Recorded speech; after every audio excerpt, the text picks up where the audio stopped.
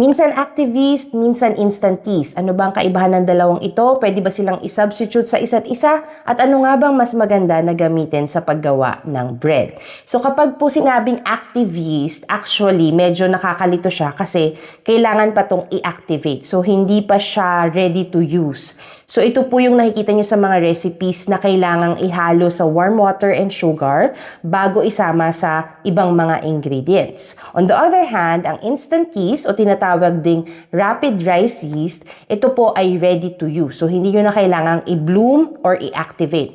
Pero may mga recipe ako na nakikita na binubloom pa nila kahit instant yeast tong nakalagay na dun sa recipe.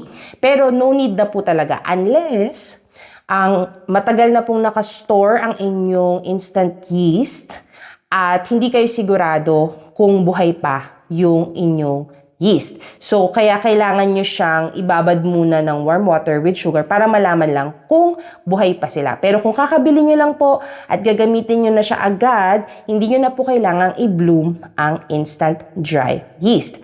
And as I've mentioned earlier, ang tawag din po dito ay rapid rise yeast kasi mas mabilis po siyang makapagpa-alsa. Kaya sa usapin ng substitution, pag kailangan nyo po ng 1 teaspoon na instant dry yeast, pwede nyo po siyang i-substitute sa 1 1/4 teaspoon na active dry yeast. Kasi nga po, ang active dry yeast, mas mabagal siyang magpaalsa. So, mas marami ng konti yung kailangan ninyo.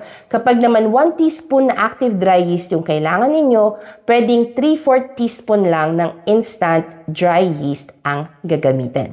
So, para sa akin po, mas convenient at practical po na gamitin ang instant dry yeast sa ating mga paggawa ng tinapay. Kasi nga, hindi na siya kailangan i-bloom at mas mabilis din siyang magpaalsa.